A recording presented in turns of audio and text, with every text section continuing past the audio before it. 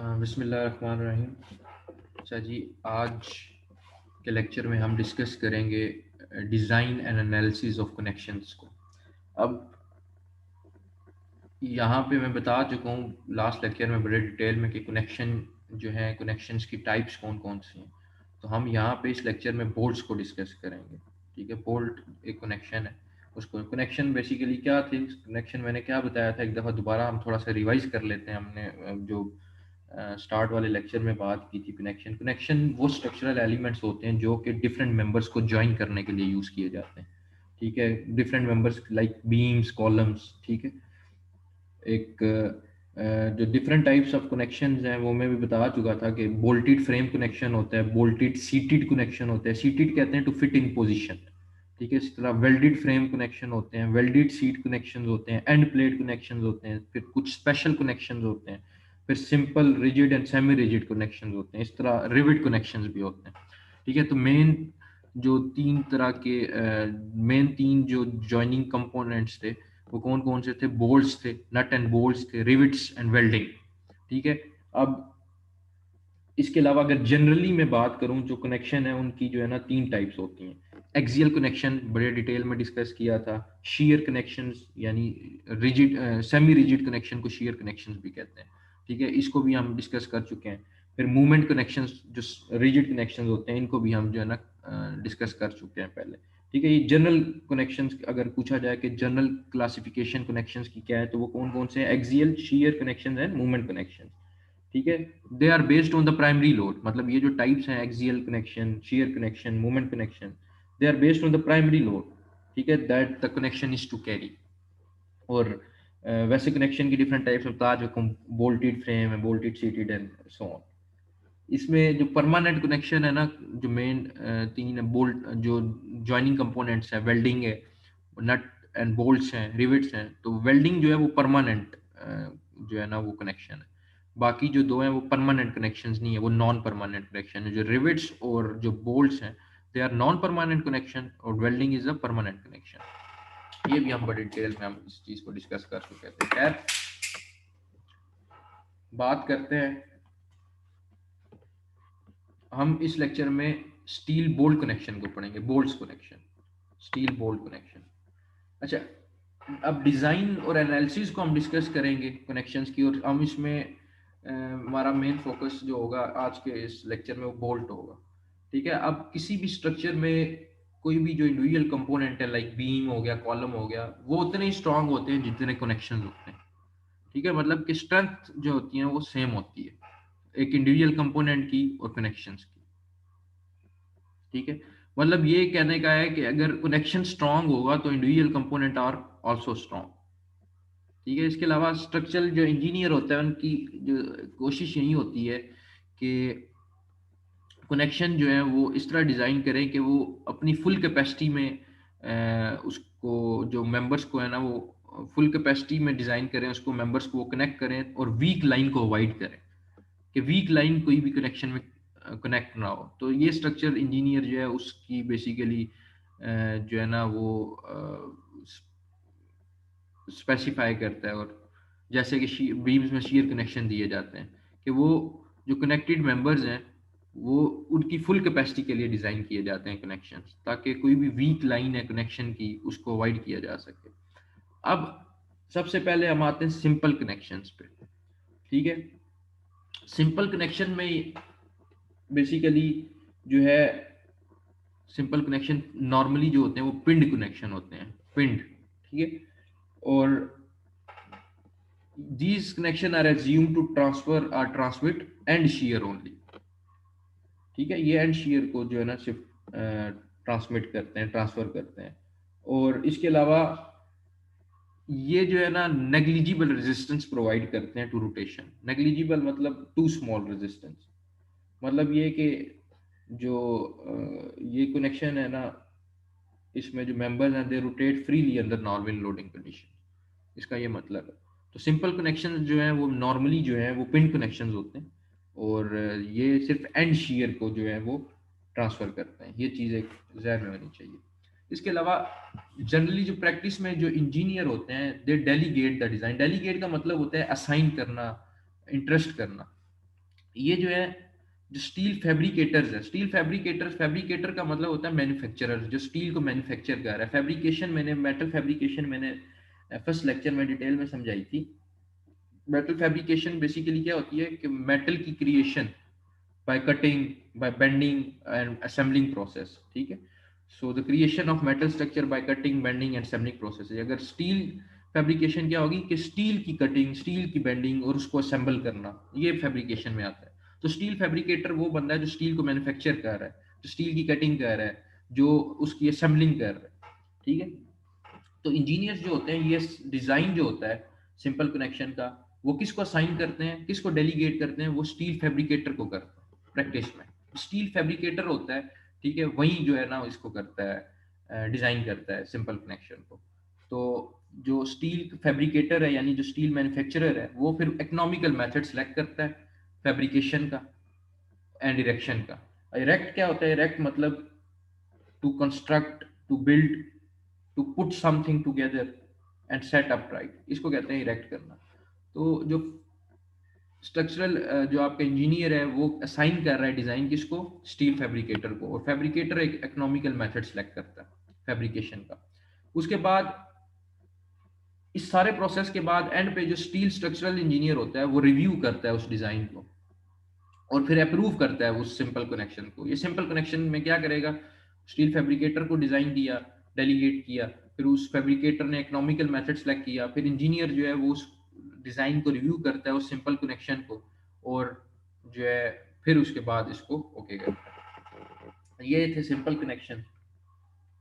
और simple connection में बता चुका हूँ कि नॉर्मली पिन कनेक्शंस को कहते हैं, ठीक है, and they are assume to transfer and shear only.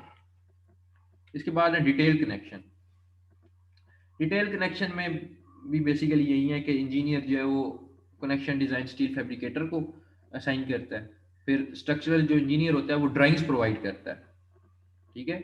इसमें क्या होता है कि वो ड्राइंग्स जो होती हैं, उस ड्राइंग्स में क्या होता है, मेंबर की जो स्टील मेंबर्स हैं उनकी फोर्सेस और रिएक्शंस शो हुए होते हैं। तो फैब्रिकेटर जो होता है, स्टील मैन्युफैक्चरर जो फैब्रिकेटर इंजीनियर होता है, ठीक है, फिर वो एडिक्वेट कनेक्शन जो है वो प्रोवाइड करता है उन अप्लाइड लोड्स के लिए, क्योंकि वो ड्राइंग्स प्रोवाइड की जाती हैं जिसमें ये मेंबर्स के जो फोर्सेस हैं और मेंबर के रिएक्शन उसमें शो कराए जाते हैं। फिर फैब्रिकेटर जो है वो फिर एडिक्वेट कनेक्शन प्रोवाइड करता है उन अप्लाइड लोड्स के लिए। और ज़्यादातर ये जो फैब्रिकेटर को जो डेलीगेशन है कनेक्शन का, कनेक्शन डिज़ाइन का, वो असाइन जो होता है फैब्रिकेटर को किया जाता है, वो ज़्यादातर ईस्टर्न यूनाइटेड स्टेट्स में किया जाता है। इट इज़ मोर प्रीवेलेंट, ठीक है। Eastern United state, American east, basically जो है ना अमेरिकन ईस्ट में जो स्टेट्स हैं इनमें आपकी साउथ एंड नॉर्थ कैरोलिना है, वर्जीनिया है, जॉर्जिया हो गया, न्यूयॉर्क, न्यू जर्सी, मैसाचुसेट्स, ठीक है, ये ईस्टर्न यूनाइटेड स्टेट है। इनमें नॉर्मली ये चीज़ ज़्यादा प्रीवेलेंट है, ज़्यादा प्रैक्टिस में है कि जो कनेक्शन डिज़ाइन है वो उसका जो बेसिकली उसकी जो डेलीगेशन है उसको जो असाइन किया जाता है वो फैब्रिकेटर इंजीनियर को किया जाता है।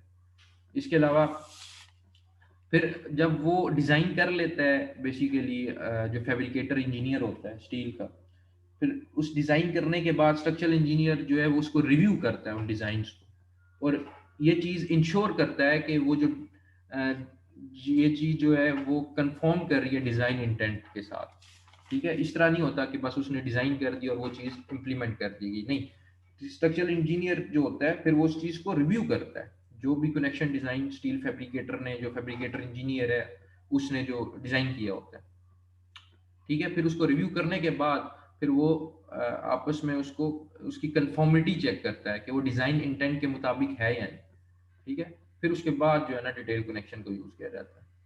तो ये ज़्यादातर प्रीवेलेंट में बता दूँ कि ईस्टर्न यूनाइटेड स्टेट्स में। तो ये थे डिटेल्ड कनेक्शन।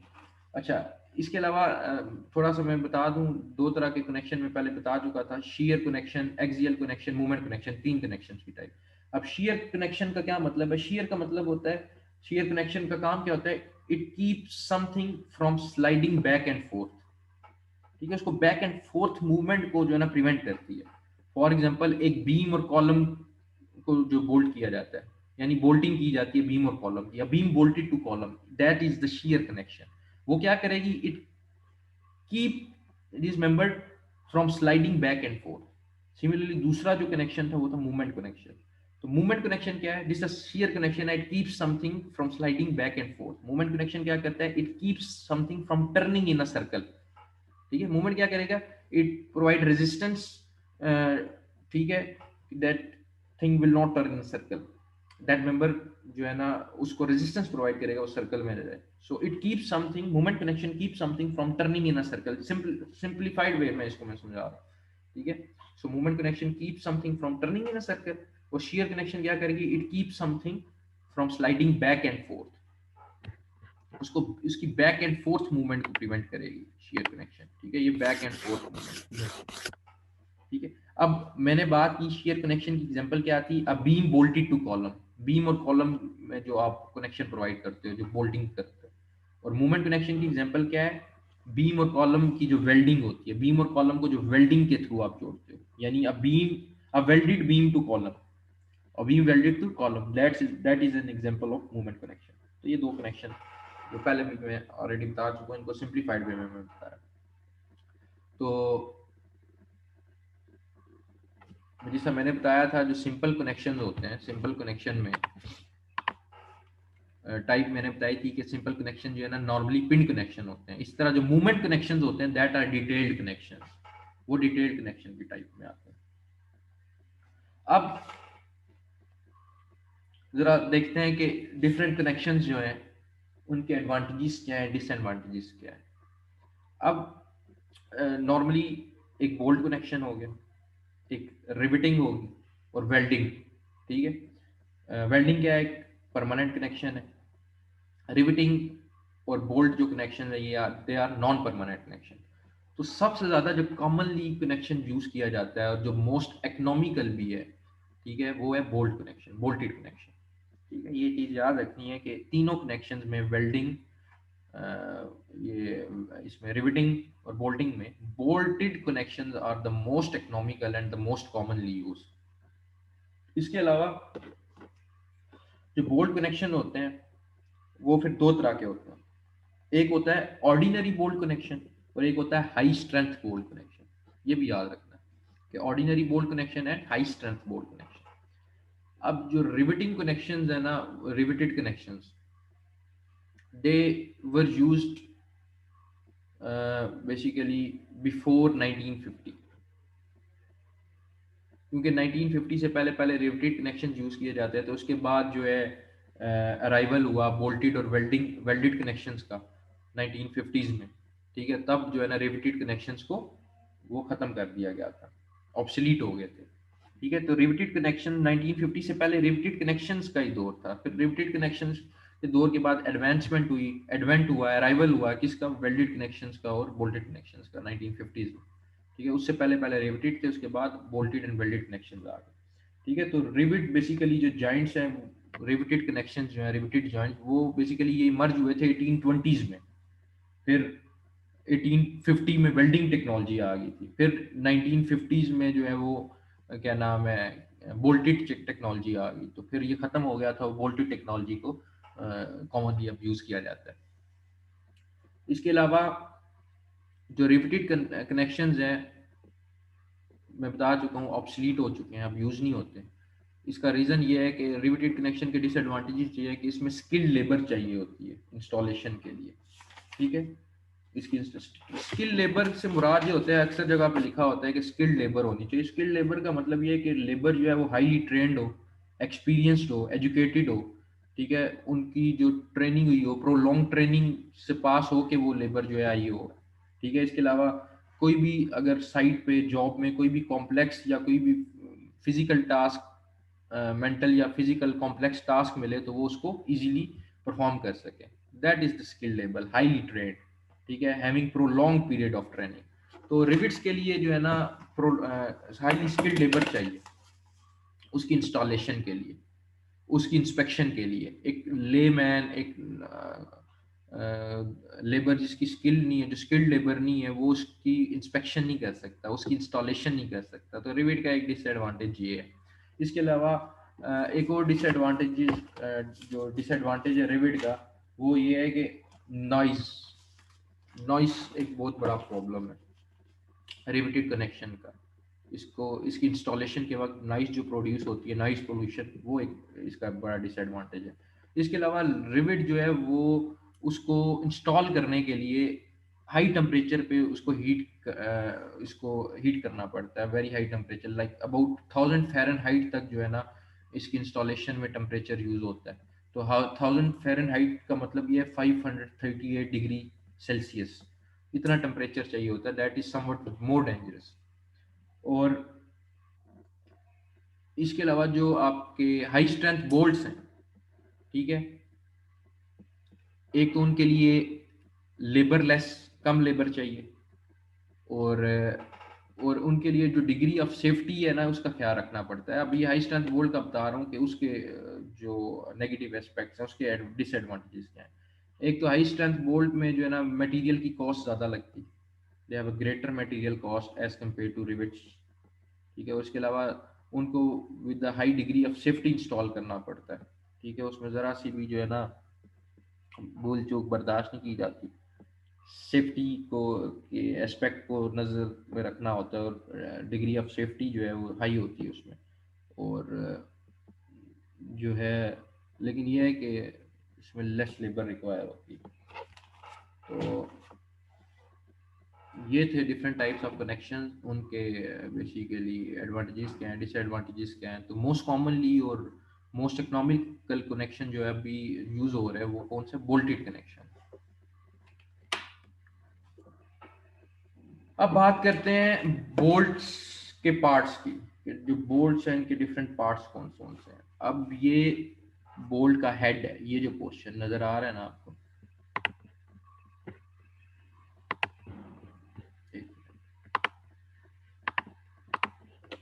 ये बोल्ट का हेड है, ठीक है, ये हेड होता है, this part is called the head. ये पार्ट्स का पता होना चाहिए। ये जो है ना, ये थ्रेड है, ये पार्ट थ्रेड है, ये थ्रेड है। थ्रेड, देखो it is a continuous helical ridge बन रही है, ठीक है, स्पाइरल, हेलिकल मतलब स्पाइरल, यूं करके एक रिज बन रही है, ठीक है। ये थ्रेड पार्ट है, थ्रेड कहते हैं कॉन्टिन्यूस हेलिकल रिज को कहते हैं, स्पाइरल रिज को कहते हैं। इसके बाद ये नट है, दिस इज नट। इसके बाद ये शैंक है, ये जो पार्ट है ये वाला, ये थ्रेड पार्ट है, और ये शैंक पार्ट है, ये वाला, ये प्लेन पार्ट है, ठीक है। ये रेडियस, शैंक शैंक रेडियस है, ये वाला, ये रेडियस यहाँ पे बेसिक, सॉरी, यहाँ पे ये जो डायमीटर होगा शैंक डायमीटर होगा। अच्छा, इसके बाद एक चीज होती है run out. Run out interface है, देखो जहाँ पे थ्रेड खत्म हो रहा है और आपका शैंक स्टार्ट हो रहा है, सो ये basically a portion where threaded section transitions into a bolt shank, उस ट्रांजिशन सेक्शन को कहते हैं रन आउट। ये थ्रेड की ट्रांजिशन हो रही है किसमें, बोल्ट शैंक में, ठीक है। थ्रेडेड पार्ट की ट्रांजिशन हो रही है शैंक में, तो ये जो पार्ट है ये रन आउट है, ये वाला, ये वाला पार्ट जहाँ पे वो ट्रांजिशन हो रही है। इसके अलावा ये यहाँ से लेके जो यहाँ तक पार्ट होता है उसको हम कहते हैं थ्रेड लेंथ। ये शैंक वाला जो लेंथ है इसको हम कहते हैं ग्रिप लेंथ। और ये थ्रेडेड पार्ट के स्टार्ट से हेड का जो बेसिकली यहाँ से ये जो शैंक का एंड है उसको हम कहते हैं नॉमिनल लेंथ। तो ये तीन तरह की लेंथ है, इनका भी पता होना चाहिए कि थ्रेड लेंथ क्या है, ग्रिप लेंथ क्या है, एंड नॉमिनल लेंथ क्या है, ठीक है। और इसके अलावा ये जो पोर्शन होता है ना, ये एंड वाला पोर्शन, ये इसको हम कहते हैं पॉइंट। जिसका ये इसका ये वाला पोर्शन है, ये इसका जो ये साइड है, एंड पे ये साइड है, साइड पे इस पोर्शन को हम कहते हैं पॉइंट, ठीक है, ये वाला पोर्शन इसको हम कहते हैं पॉइंट।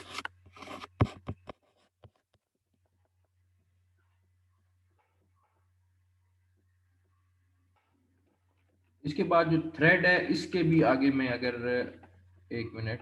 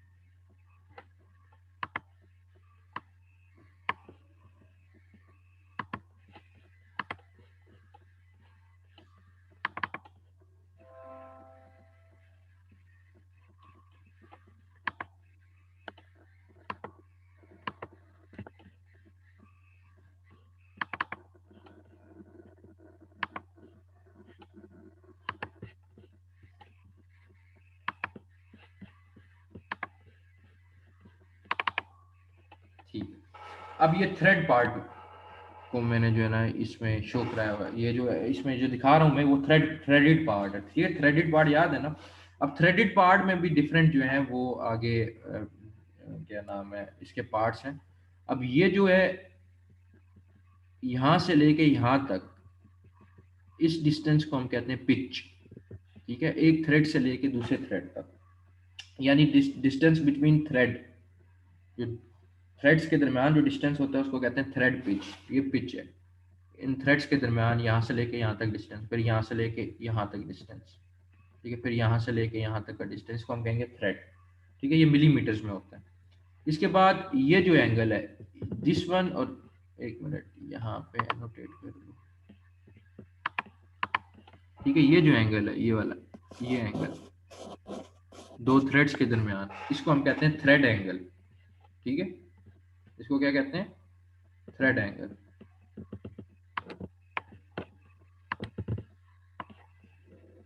इसके बाद ये जो एंगल है, ये थ्रेड और ये स्ट्रेट लाइन, ये एंगल इसको हम कहते हैं हेलिक्स एंगल। ठीक है, थ्रेड का ये जो पॉइंट होता है ये वाला दिस वन, इसको हम कहते हैं रूट, यानी ये वाला पॉइंट, ये वाला पॉइंट, ये वाला पॉइंट, ये क्या होता है? रूट। और ये जो पॉइंट होता है ये वाला, ये वाला पॉइंट, ये वाला पॉइंट या ये वाला पॉइंट, इसको हम कहते हैं क्रस्ट। अच्छा, इसके बाद तीन तरह के डायामीटर्स होते हैं थ्रेडेड पार्ट के। एक होता है माइनर डाया, फिर पिच डाया और मेजर डायामीटर। ठीक है, मेजर डायामीटर क्या होता है? ये यहाँ से लेके यहाँ तक डाया होता है। ठीक है, उसको हम कहते हैं पिच डाया। क्या होता है? पिच डाया होता है रूट टू रूट, यहाँ से लेके यहाँ तक का जो डाया, सॉरी माइनर डाया इसको कहते हैं। ठीक है, और ये जो डायामीटर शो हो रहा है यहाँ से लेके यहाँ तक, इसको हम कहते हैं पिच डाया। अच्छा, जो मेजर डायामीटर होता है उसको नॉमिनल डायामीटर भी कहते हैं, इसको हम कहते हैं नॉमिनल डायामीटर। ठीक है, तो ये पता होना चाहिए कि थ्रेड एंगल क्या है, पिच क्या है, हेलिक्स एंगल क्या है, रूट क्या होती है, क्रस्ट क्या होती है, इसमें माइनर डायामीटर क्या है, फिर पिच डायामीटर क्या है और मेजर डायामीटर क्या है। मेजर डायामीटर जो है वो क्रस्ट से क्रस्ट तक होता है। ठीक है, इस क्रस्ट से लेके क्रस्ट तक। और जो माइनर डाया होता है वो इधर से लेके रूट से लेके रूट तक। ठीक है, तो ये होता है माइनर डायामीटर। तो ये था जो थ्रेडेड पार्ट है उसकी इंफॉर्मेशन। वापस आते हैं। इसके अलावा जो थ्रेडेड पिच जो बताया था, पिच क्या था? Distance between threads which is express in millimetre. Threaded pitch 1.5 का ये मतलब होता है, अगर कहीं लिखा हो कि थ्रेडेड पिच 1.5, तो इसका मतलब ये था कि जो डिस्टेंस है एक थ्रेड से दूसरे थ्रेड तक वो कितना है? 1.5 मिलीमीटर। अभी दिखाया था ना पिच, तो वो जो पिच का डिस्टेंस 1.5 मिलीमीटर, अगर कहीं लिखा हुआ है कि थ्रेडेड पिच जो है यानी इस जगह से लेके इस जगह तक का डिस्टेंस वो है 1.5 मिलीमीटर। यहाँ से लेके यहाँ तक का जो डिस्टेंस है ये कितना है? 1.5 मिलीमीटर, क्योंकि थ्रेडेड पिच होती है मिलीमीटर में। तो थ्रेडेड पिच 2 का क्या मतलब होगा कि 2 मिलीमीटर डिस्टेंस है बिटवीन टू थ्रेड्स।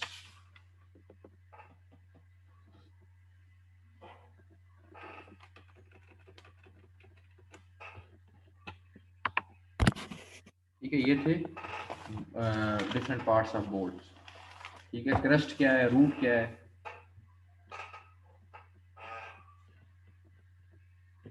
ये भी मैंने बता दी। अच्छा,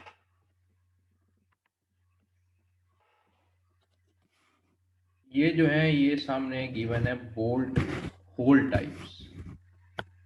अब जो बोल्ट होल होते हैं उनकी 4 डिफरेंट टाइप्स होती हैं। एक होता है स्टैंडर्ड। ठीक है, स्टैंडर्ड, ये फर्स्ट वन।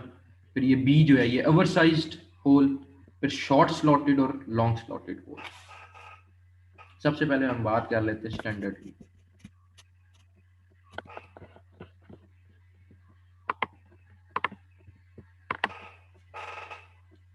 ठीक है, जो स्टैंडर्ड राउंड होल होता है, this is standard round whole. ये क्या है? D+1/16 इंच, ये DH है। ठीक है। जो डी एच होता है, डी एच मतलब डायमीटर ऑफ होल, वो किसके इक्वल होता है, डी बी प्लस 1/16 इंचेस, ये लिखा हुआ है। This D is D B, D B is the nominal diameter of bolt. Nominal diameter क्या था, वो जो मेजर डायमीटर दिखाया था अभी फिगर में, ठीक है।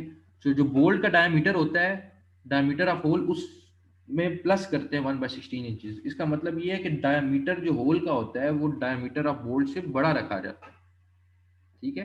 तो वो कितना ज्यादा होता है, प्लस 1/16 इंचेस, 1/16 इंचेस ज्यादा रखा जाता है अवर साइज, स्टैंडर्ड साइज में, ठीक है। अवर साइज में क्या होता है, अवर साइज जो होल है, अवर साइज होल में अगर बोल्ट जो है वो 1/2 इंचेस का है, तब 5/8 इंचेस रखा जाता है diameter of hole, D H is diameter of hole. ये जो 5/8 इंचेस है ये ओवरऑल उसका है डायमीटर ऑफ, ये डायमीटर ऑफ होल है अगर बोल्ट जो है वो 1/2 इंचेस है। अच्छा, अगर बोल्ट का साइज जो है 5/8 है या 3/4 है या 7/8 है, तो ये फार्मूला अप्लाई होगा, D+3/16 इंचेस। अगर बोल्ट जो है वो 1 इंच उसका डाया है, तो डायमीटर ऑफ होल कितना होगा, 1.25, यानी 1 divided by 4 inches.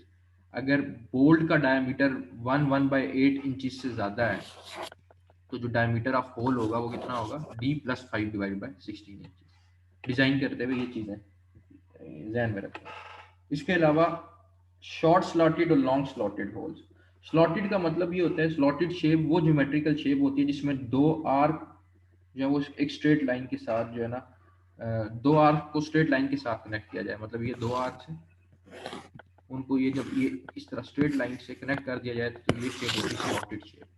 Short slotted का क्या मतलब है, शॉर्ट स्ट्रेट लाइन की जो डिस्टेंस है वो स्मॉल है, और यहाँ पे जो स्ट्रेट लाइन की जो लेंथ है वो लार्ज है, लॉन्ग स्लॉटेड, ठीक है। Short slotted and long slotted. Slotted shape क्या होती है, स्लॉटेड होल्स कौन से होते हैं, स्लॉटेड शेप्स जो वो शेप्स होती हैं which consist of two arcs connected by straight lines. अब शॉर्ट स्लॉटेड में, क्योंकि वो तो होल जो थे वो राउंडेड होल थे, अब शॉर्ट स्लॉटेड में तो राउंडेड होल नहीं है, अब इसकी दो डायमेंशन होगी। तो जो डायमीटर ऑफ होल होता है उसकी जो शॉर्ट साइड होती है वो किसके इक्वल होती है, D+1/16 इंचेस, यानी D H is equal to DB+1/16 inches. This DB is the nominal diameter of bolt. और ये जो यहाँ से यहाँ तक डिस्टेंस होता है, अगर बोल्ट 1/2 इंचेस का है तो वो ये होगा 11/16 इंचेस। अगर बोल्ट जो है 5/8 इंचेस का है या 3/4 इंचेस का है या 7/8 इंचेस का है, तो ये निकलेगी इस फार्मूले, इस फार्मूला को यूज कर, D+1/4 इंचेस। अगर बोल्ट 1 इंच बोल्ट है तो ये वाला इसके लिए जो यूज होगा 15/16। 15/16 का क्या मतलब है पता है ना, 16 1 16 प्लस 5, 21/16। इसका 3 × 1 16 प्लस उसमें हम करते हैं ये 5, ये आ जाएगा न्यूमरेटर डिवाइड बाय 16, यानी 21/16।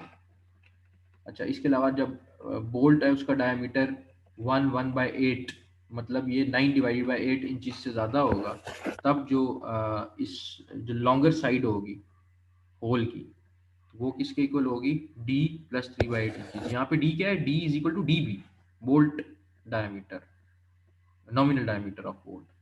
और ये डायमीटर ऑफ होल का बता रहा है कि diameter of hole is equal to D+3/8 inches, D is equal to DB, यानी कि नॉमिनल डायमीटर ऑफ बोल्ट में 3/8 इंचेस ऐड करेंगे हम, अगर डायमीटर जो बोल्ट का है वो 1/8 इंचेस से ज़्यादा होगा। सिमिलरली लॉन्ग स्लॉटेड होल में ये जो आपकी लॉन्गेस्ट साइड होती है ये 2.5D के इक्वल होती है, D मतलब नॉमिनल डायमीटर ऑफ बोल्ट। और जो शॉर्ट साइड होती है वो किसके इक्वल होती है, होल की, इस होल की शॉर्टर साइड D+1/16 इंचेस के इक्वल होगी, ठीक है। तो ये बेसिकली बोल्ट होल टाइप्स थी, कौन कौन से, स्टैंडर्ड राउंड होल है, over sized, long slotted and short slotted.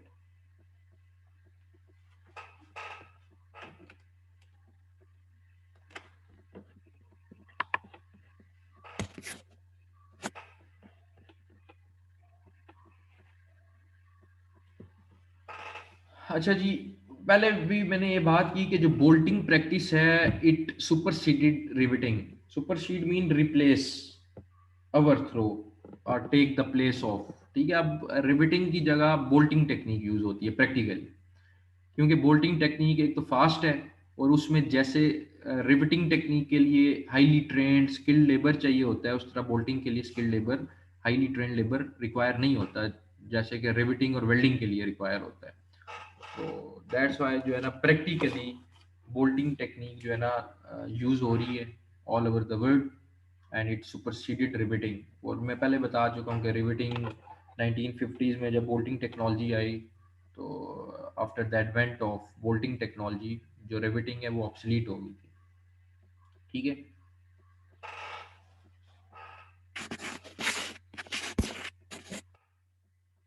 अब बात करते हैं बोल्ट की। बोल्ट में भी डिफरेंट टाइप्स होती हैं स्ट्रेंथ के लिहाज से, ठीक है। मैंने स्टार्ट में भी बताया था कि एक ऑर्डिनरी बोल्ट्स होते हैं और एक हाई स्ट्रेंथ बोल्ट होते हैं। बोल्ट कनेक्शन जो होते हैं, एक ऑर्डिनरी स्ट्रेंथ बोल्ट कनेक्शन होते हैं और एक हाई स्ट्रेंथ बोल्ट कनेक्शन होते हैं। जब मैं एडवांटेजेस एंड डिसएडवांटेजेस बता रहा था स्टील की, तो हाई स्ट्रेंथ बोल्ट्स कौन से होते हैं जी, उसको देख लेते हैं। हाई स्ट्रेंथ बोल्ट्स जो हैं, पहली बात यह है कि हाई स्ट्रेंथ बोल्ट्स को कार्बन स्टील से बनाया जाता है। High strength carbon steel use की जाती है, या फिर टेम्पर्ड अलॉय स्टील यूज की जाती है,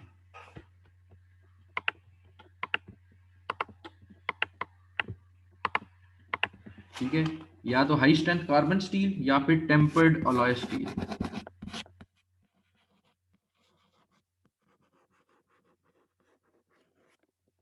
ठीक है।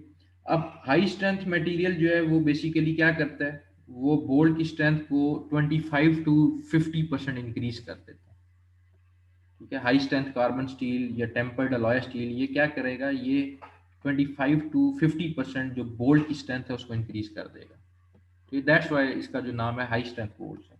टेम्परिंग क्या होता है, ये जो टेम्पर्ड अलॉय स्टील की मैं बात कर रहा हूँ, टेम्परिंग वो प्रोसेस होता है किसी भी मेटल की जो करेक्टरिस्टिक है उसको इम्प्रूव करने का प्रोसेस होता है। किया क्या जाता है, स्टील को हीट किया जाता है हाई टेम्परेचर पे। टेम्परेचर इतना हाई नहीं होता कि मेल्टिंग पॉइंट, जितना स्टील का मेल्टिंग पॉइंट है बिलो मेल्टिंग पॉइंट, मतलब स्टील को हाई की हीट किया जाता है हाई टेम्परेचर पे but below it's melting point, और फिर इसको कूल किया जाता है स्टील को एयर में। या कोई भी मेटल है, मेटल टेम्परिंग होगी, कोई भी मेटल है उसको हीट करेंगे हाई टेम्परेचर पे बिलो मेल्टिंग पॉइंट, और देन उसकी हम कूलिंग करेंगे एयर में, ठीक है। ये टेम्परिंग प्रोसेस होता है। इससे क्या होता है कि उस मेटल की, अब यहाँ पे हम स्टील की बात कर रहे हैं, तो स्टील की कैरेक्टरिस्टिक्स इंप्रूव हो जाएंगी, स्ट्रेंथ गेन करेगा। सिमिलरली हाई कार्बन स्टील क्या है, मैंने बताया था कि जो कार्बन स्ट्रेंथ होती है, कार्बन इंक्रीज करने से जो है वो क्या होता है, carbon steel carbon content increase होगा तो उसकी स्ट्रेंथ बढ़ेगी, बट नुकसान क्या होगा इसका कि डक्टिलिटी कम हो जाएगी, ब्रिटलनेस बढ़ेगी, ठीक है। डक्टिलिटी और ब्रिटलनेस में मैं बता चुका हूँ कि what is ductility and what is brittleness, ठीक है। तो कार्बन कंटेंट बढ़ाने का नुकसान ये है कि स्ट्रेंथ तो बढ़ेगी, स्ट्रेंथ उसकी हमें अच्छी मिलेगी, लेकिन उसकी डक्टिलिटी कम हो जाएगी, ब्रिटलनेस बढ़ जाएगी, ठीक है। तो हाई कार्बन स्टील का मतलब यही है कि उसमें कार्बन कंटेंट हाई होता है, तो स्ट्रेंथ तो हम ले रहे हैं उससे ज़्यादा, लेकिन उसकी डक्टिलिटी रिड्यूस हो रही है, उसकी जो ब्रिटलनेस है वो बढ़ रही है, क्योंकि डक्टिलिटी और ब्रिटलनेस आपस में ऑपोजिट है, ठीक है। ब्रिटल मटेरियल जो है उसमें एलोंगेशन नहीं होती, इलास्टिसिटी नहीं होती, वो फौरन टूट जाता है। तो जो टेम्परिंग प्रोसेस है वो भी क्या करता है, जिस तरह हाई कार्बन जो स्टील है वो उसकी स्ट्रेंथ बढ़ा रही है, इसी तरह टेम्परिंग प्रोसेस भी जो है क्या नाम है, स्ट्रेंथ बढ़ाती है स्टील की। लेकिन टेम्परिंग प्रोसेस में ब्रिटलनेस कम होती है, ये एक चीज़ याद रखनी है। टेम्परिंग प्रोसेस जो है वो इंटरनल स्ट्रेसेस को रिड्यूस करता है और ब्रिटलनेस ऑफ मेटल भी रिड्यूस करता है, लेकिन कार्बन कंटेंट क्या कर रहा था, वो ब्रिटलनेस बढ़ा रहा था। तो जो टेम्परिंग की जाती है अलॉय स्टील की, उससे क्या होता है कि ब्रिटलनेस जो होती है मेटल की, या अगर स्टील की बात करूँ तो स्टील की ब्रिटलनेस जो होती है वो रिड्यूस होती है, और इंटरनल स्ट्रेसेस भी रिड्यूस होती है।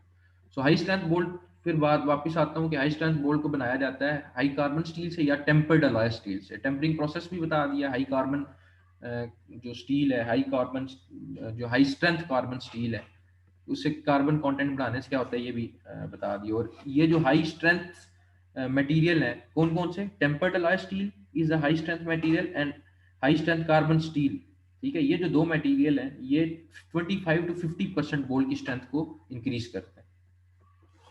तो दो तरह के फिर हाई स्ट्रेंथ बोल्ट यूज होते हैं। अब हाई स्ट्रेंथ बोल्ट की दो टाइप्स हैं, A325 एंड A490। ठीक है, ये बेसिकली ASTM A325। ठीक है, ASTM क्या था? American society for testing and materials. तो दो डेजिग्नेशन है हाई स्ट्रेंथ बोल्ट की, एक A325 है और एक 490 है। ठीक है, ये ग्रेड होता है। ठीक है, बोल्ट्स का ग्रेड है, grade A325 and grade A490। तो ASTM का जो ग्रेड है A325 एंड ग्रेड A490, इनमें क्या फ़र्क है ये भी देखते हैं। अच्छा, पहले बात करता हूँ शेप्स की। ये जो बोल्ट्स होते हैं हाई स्ट्रेंथ, इनकी जो शेप होती है वो हेक्सागोनल होती है। हेक्सागोन मीन 6 साइड्स हों जिसकी।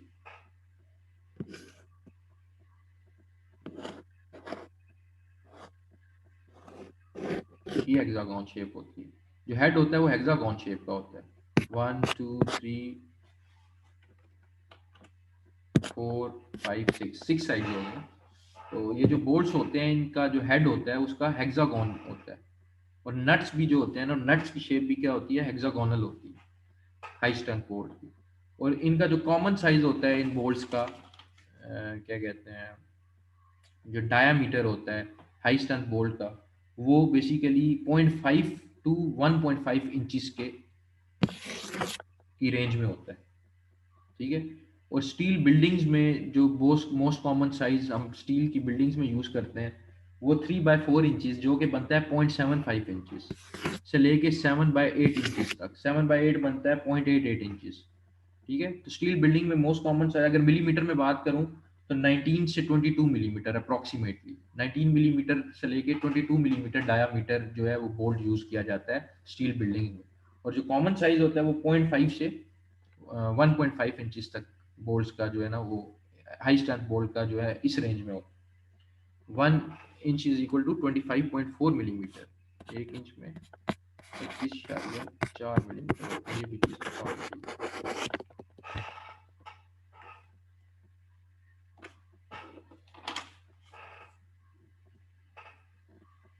अच्छा, इसके अलावा A325 ग्रेड और A490 ग्रेड से पहले ये जो है ना डिफरेंट शेप्स होती हैं हाई स्ट्रेंथ। हेक्सागोनल हेड तो होता है, लेकिन उस हेक्सागोनल हेड में भी डिफरेंट फिर शेप्स हैं।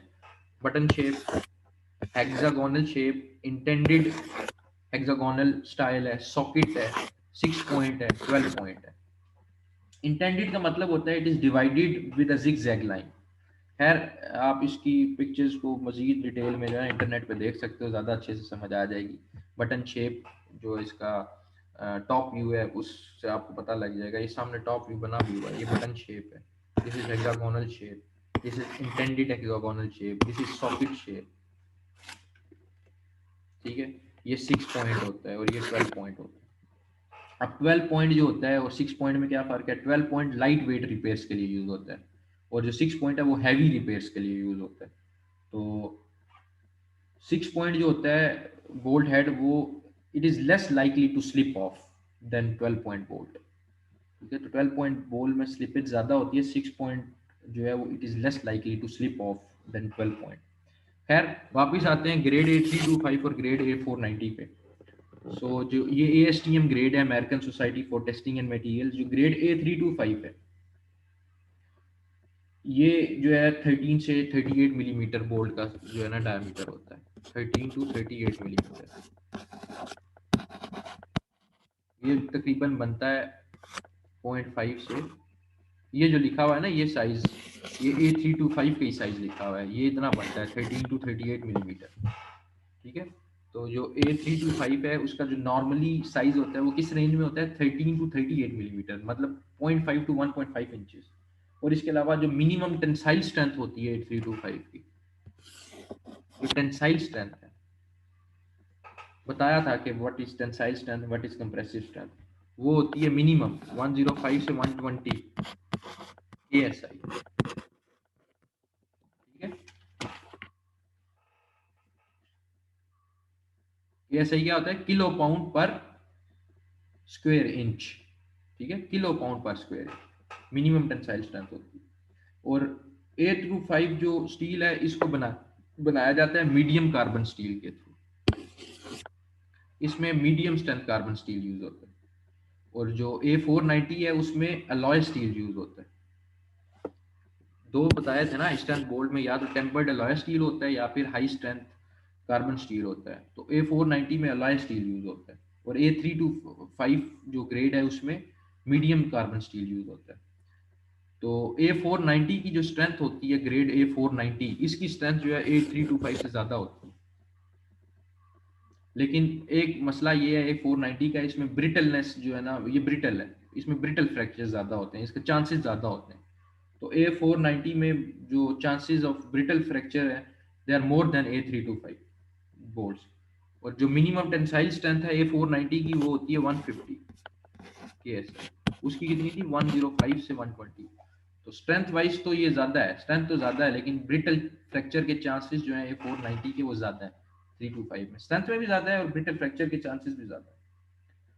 तो जो FHWA है, फेडरल हाईवे एडमिनिस्ट्रेशन, FHWA, ठीक है, फेडरल हाईवे एडमिनिस्ट्रेशन, वो रिकमेंड ये करती है कि A325 बोल्ट को यूज करना चाहिए जहां भी पॉसिबल हो। क्यों? क्योंकि A490 ग्रेड में ब्रिटल फ्रैक्चर के चांसेस जो हैं वो A325 से ज़्यादा होते हैं। तो उन चांसेस को अवॉइड करने के लिए A325 where possible, wherever possible, A325 grade should be use according to FHW। ठीक है, ये थे हाई स्ट्रेंथ बोल्ट्स। सेकंड मैंने बताया थे ऑर्डिनरी बोल्ट्स। ठीक है, बोल्टेड कनेक्शन में दो तरह के होते हैं, एक ऑर्डिनरी और एक high strength bolts.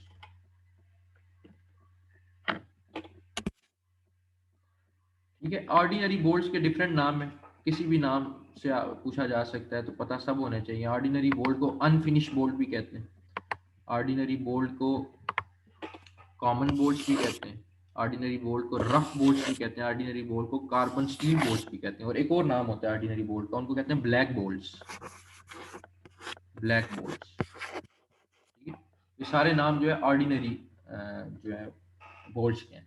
They are also known as, they are, they have different names. ठीक है, तो किसी भी तरीके से इसको पूछा जा सकता है, कोई भी नाम लेके पता होना चाहिए। अब जिस तरह हाई स्ट्रेंथ बोल्ट जो थे वो उन जगहों पे यूज होते हैं जहाँ पे बेसिकली हैवी स्ट्रक्चर्स के लिए। तो ये जो ऑर्डिनरी, जो कॉमन या अनफिनिश बोल्ट्स हैं, ये यूज होते हैं लाइट स्ट्रक्चर्स के लिए। ठीक है, light structure under static load. ठीक है, जहाँ पे लोड स्टैटिक हो। Static load basically, static load होता है constant load for extended time. ठीक है, किसी भी एक्सटेंडेड टाइम के लिए जो कांस्टेंट लोड आ रहा होता है स्ट्रक्चर में, उसको हम कहते हैं स्टैटिक लोड। दूसरा एक और लोड होता है इम्पैक्ट लोड। इम्पैक्ट लोड होता है this is a force delivered by a blow, blow से डिलीवर की जाती है। फॉर एग्जांपल, एक कार है, आगे आपका कोई हम्प आ गया, कोई बैरियर आ गया, आप फौरन जो ब्रेक लगाते हो ना कार की, और कार सडनली रुकती है, वहां पे आप जो लोड अप्लाई कर रहे होते हो रोड पे, वो इम्पैक्ट लोड होता है। सडन इम्पैक्ट आता है उस पे, रोड पे, उसकी वजह से जो लोड आता है उस रोड पे, उसकी रोड की सरफेस पे, वेयरिंग सरफेस पे, उसको हम कहते हैं इम्पैक्ट लोड। स्टैटिक लोड क्या होता है? Constant load for an extended time. ठीक है, दैट इज स्टैटिक लोड। तो ये जो यूज होते हैं अनफिनिश बोल्ट, ये वहां यूज होते हैं जहाँ पे लोड स्टैटिक हो और स्ट्रक्चर जो है वो लाइट स्ट्रक्चर हो, उनका वेट जो है वो लाइट वेट हो, हैवी स्ट्रक्चर्स ना हो। ठीक है, और they are not recommended for those connection that are subjected to impact load. ये चीज याद रखनी है, इम्पैक्ट लोड जहाँ पे आ रहा है, जिन कनेक्शंस पे इम्पैक्ट लोड आ सकता है, उन कनेक्शंस में हम अनफिनिश बोल्ट यूज नहीं करते, वहां पे हम हाई स्ट्रेंथ बोल्ट यूज करते हैं। अब इसमें भी दो टाइप्स हैं, एक है ASTM 3A307 ग्रेड है, और दूसरा F1554 ग्रेड है।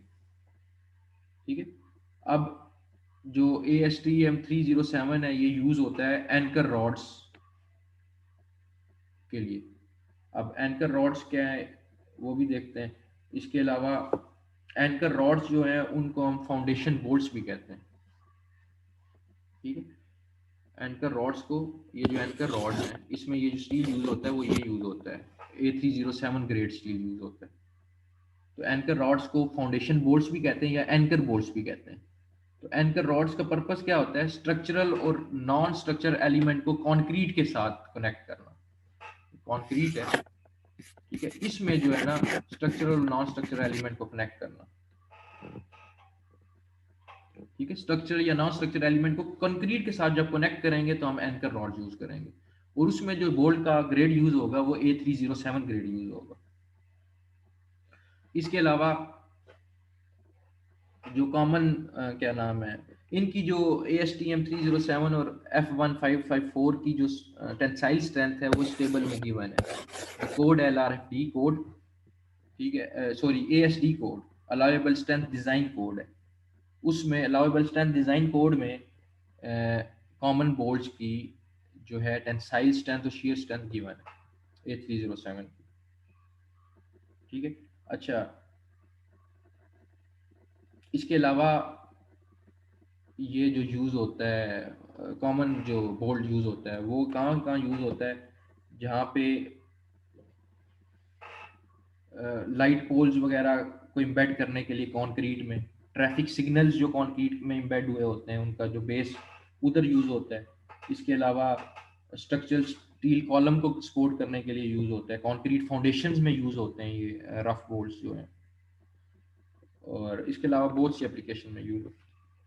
ठीक है, लेकिन इनकी स्ट्रेंथ जो है वो लो होती है, तो लो लोड एप्लीकेशंस के लिए यूज़ होते हैं, यानी लाइट एप्लीकेशंस के लिए। लेकिन ये जो है ना इकोनॉमिकल हैं, चीपर हैं, सस्ते होते हैं हाई स्ट्रेंथ बोल्ट से। और ये चीज़ याद रखनी है, they are only use for static loading, impact loading के लिए यूज़ नहीं होते। इम्पैक्ट लोडिंग के लिए हाई स्ट्रेंथ बोल्ट यूज़ होते हैं। इम्पैक्ट लोडिंग मैंने बता दी क्या होती है। ठीक है, लाइट स्ट्रक्चर्स में ये जो है ना हम इनको प्रेफर करते हैं, ब्रेसिंग फ्रेम्स वगैरह में।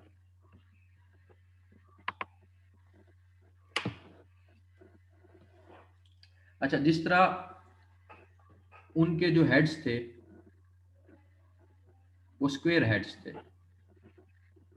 अनफिनिश जो रफ या कार्बन स्टील बोल्ट्स थे उनके हेड जो थे वो स्क्वेयर, क्या कहते हैं, हाई स्ट्रेंथ बोल्ट्स के जो हेड्स थे वो हेक्सागोनल हेड्स होते हैं। फिर उसमें डिफरेंट थे, सॉकेट हो गया, 6 पॉइंट, 12 पॉइंट। इसका जो हेड यूजुअली जो होता है, लाजमी नहीं है, यूजुअली जनरली जो है ना स्क्वेयर हेड होता है, स्क्वेयर हेड होता है लाइक दिस।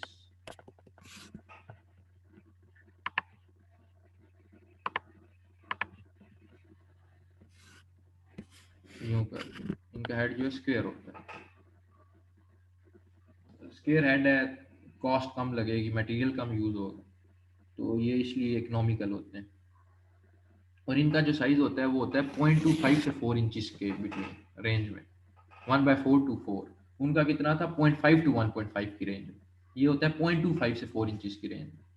अच्छा, अब ये भी बात लाजमी नहीं है कि मैंने अभी बात की कि ये बोल्ट्स इकोनॉमिकल होते हैं। जो कनेक्शन बनाए जाते हैं ना कॉमन बोल्ट से, यानी ये रफ बोल्ट्स के थ्रू, अनफिनिश बोल्ट के थ्रू, तो लाजमी नहीं है कि वो लेस एक्सपेंसिव हो, कि बहुत ही ज़्यादा चीपर हो हाई स्ट्रेंथ बोल्ट की निस्बत। ऐसी बात नहीं है, उनसे चीपर होते हैं लेकिन बहुत ज़्यादा चीपर या लेस एक्सपेंसिव नहीं होते। ठीक है, क्यों, क्योंकि इस केस में आप क्या करते हो, नंबर ऑफ बोल्ट्स ज़्यादा प्रोवाइड करते हो स्ट्रेंथ के लिए, क्योंकि ये लो स्ट्रेंथ बोल्ट है ना, इनकी स्ट्रेंथ जो है वो लाइट एप्लीकेशन में है, लेकिन इनकी स्ट्रेंथ जो है इतनी ज़्यादा नहीं होती। तो फिर आप क्या करते हो, बोल्ट्स के नंबर बढ़ा देते हो, जहाँ पे हाई स्ट्रेंथ 2 यूज़ होने, यहाँ पे लो स्ट्रेंथ हो सकते हैं 4 यूज़ हो। जाहिर है फिर बात तो वहाँ पे ही आ जाती है कि 2 की बजाय आप 4 यूज़ हो गए। कॉस्ट की जब बात करेंगे, बेशक उससे चीपर है, उनसे फिर भी चीपर है, लेकिन इतना चीपर नहीं है कि बहुत ही सस्ता है। ठीक है, तो जो कनेक्शन जब बनाए जाते हैं आप क्या करते हो, नंबर ऑफ बोल्ट्स बढ़ा देते हो अनफिनिश बोल्ट्स में। हाई स्ट्रेंथ बोल्ट में नंबर ऑफ बोल्ट्स कम होते हैं क्योंकि उनकी स्ट्रेंथ ज़्यादा होती है बोल्ट्स की। इसमें क्योंकि बोल्ट्स की स्ट्रेंथ जो है वो इतनी ज़्यादा नहीं होती, तो यहाँ पे जो नंबर ऑफ बोल्ट्स है वो बढ़ा दिए जाते हैं। So they are not very less expensive. ये भी जो है ना चीपर है उनसे, लेकिन इतने लेस एक्सपेंसिव नहीं, इतने इकोनॉमिकल भी नहीं।